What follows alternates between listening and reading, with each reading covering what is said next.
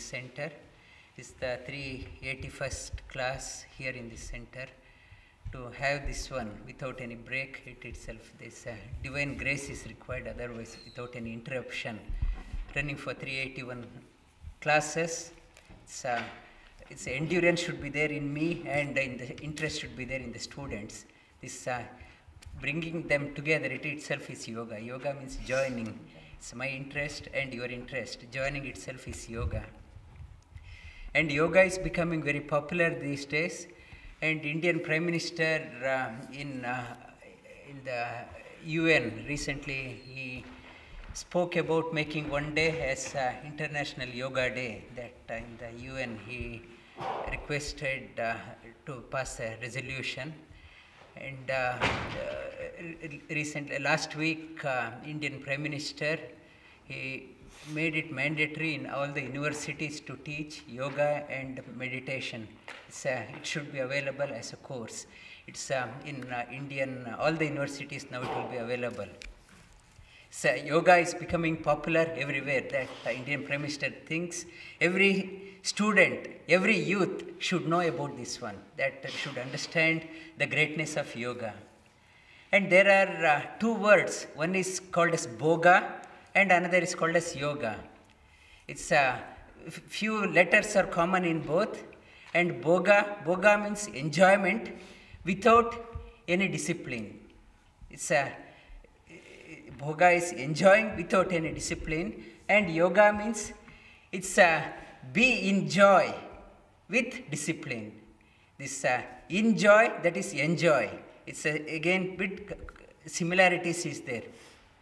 Boga is enjoying without any discipline, and yoga is enjoy, be in joy with discipline.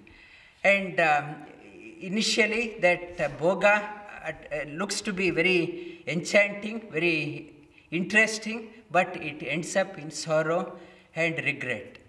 Yoga, it may be a bit difficult to begin with, but ends up with happiness, contentment, joy, serenity, clarity within. It's though it start off, they are diagonally opposite approach. That yoga, it's approaches going one side and boga heading on the other side. And yoga helps us to discover our personality, our true personality within. Suppose I point out, I introduce someone like this is Ramki. I introduce this is Ramki. And Suri may jump up saying that you are wrong. That is not Ramki. That is Ramki's t-shirt. And when I introduce someone pointing out like this, we are implying something behind that one, not what is seen, what is unseen. We are talking about that one. So we are not the t-shirt. So then the Ramki is the one who is behind that t-shirt. This is the body.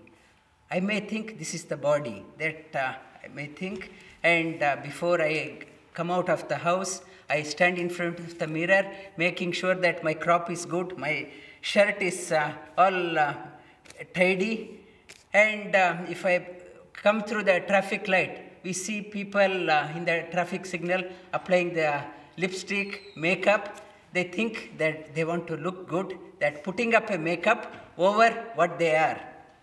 We are putting up a makeup. We are thinking we are a body. And suppose I am dead.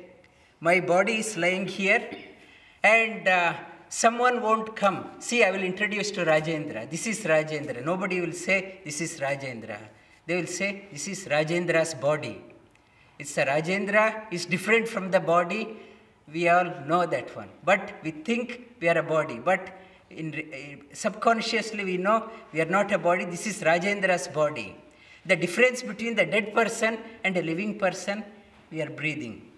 So, I am not a body, I must be the breath. Then I think I am a breath. And I am breathing and I am deep asleep.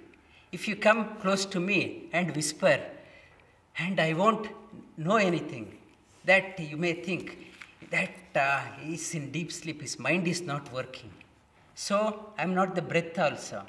I am within that one, I must be the mind. That I'm not a shirt, I'm not a t-shirt, I'm not a body, I'm not the breath. I must be the mind. If I take 2-year-old child to the lolly shop, and that child, I will ask the child to pick up one lolly, that child will look up. Yes, I want the red lolly. Then immediately changes the mind. No, I want the blue. No, I want the green. No, I want the yellow. It moves from here and there. Then child's mother will come, not to ask the child. The child doesn't have the matured mind. Mind doesn't have an intellect to decide what he wants or doesn't want. And so we are not the mind also. We must be the intellect. I may think I am the intellect. I am not the t-shirt. I am not the body. I am not the breath. I am not the mind. I must be the intellect. If I ask a 60-year-old person, that person will be saying, in my youth, I used to do so many things. Now I don't have intellectual stamina. I don't have the willpower. I can't do that one. So I am not the intellect also. I am not the body. I am not the breath. I am not the mind. I am not the intellect. I am something behind that one. What is that one? That sustains me through all 4 layers. That is my true personality. That is the true bliss. That is my true personality. And that true personality exists in this body. That is the core of my personality. And that core of the personality is there in my body. That core of the personality, which when I realize that core of my personality, that is called as self-realization. That when the core of personality exists not only in my body, your body, all the bodies, one which sustains all the core of the personalities in everyone's body, when we understand that one, it is called as God realization.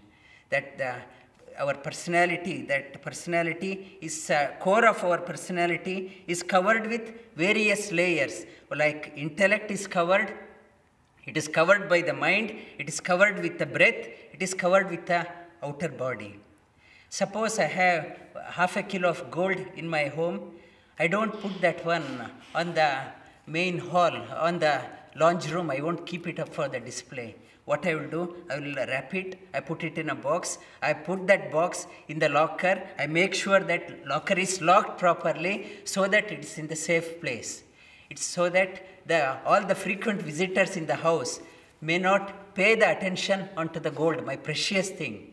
So is our core of our personality is hidden deep within, so that it is not get sullied, that it is not wasted. It is this outer covering, outer wrapping, it is they are protecting the inner core of our personality. It's like a chocolate wrapper. If I have a chocolate, it's a sweetness is there and it's wrapped with a wrapper. Wrapper is provided so that people won't touch that one, may not soil that chocolate. That our purpose is to open the wrapper and enjoy the sweetness within. And yoga is purpose of the yoga. Yoga is to unwrap go deeper, discover the true personality. There lies the real beauty, real joy, real bliss, real divinity, real contentment within. Do not seek for that one in the outer object. If you start seeking the happiness outer one, you regret, you get disappointed. Seek that one within. That is the message of yoga, that different between yoga and boga. Seek that one within core of the personality. That is your true personality. It is hidden deep within. And last time we covered on the 12th chapter of Bhagavad Gita. Arjuna asked the question, should I worship you directly or through the Prakriti? And in the 13th chapter, it's same theme is taken up. It's 5 sheets. Its body is made up of the sheets. Outer this covering, it talks about 30 qualities. What are these sheets? What are these properties? We have to understand. Before unraveling, before taking it off, we have to understand what are these layers, how to understand that one. Once you understand that one, then only you can go deeper within. And when you have to go deeper within, what are the qualities we have to acquire? Sri Krishna talks about 20 qualities we have to acquire, and to understand the 30 qualities. We have to acquire 20 qualities to understand the 30 qualities made of these layers. It's outer physical body, breath, its mind, intellect. These are the 30 qualities are there. To go beyond that one, to discover the true personality within, you have to acquire 20 qualities. We will cover that one in this term, and we will start off with the first shloka of the 13th chapter. It's Arjuna asked this question. Repeat after me. Arjuno vacha Prakatim Purusham Chaiva Kshetram Kshetrajnameva cha Etad Veditu Ichchami Jnanam Jneyam cha Keshava. We'll continue next week. Lay down on your back.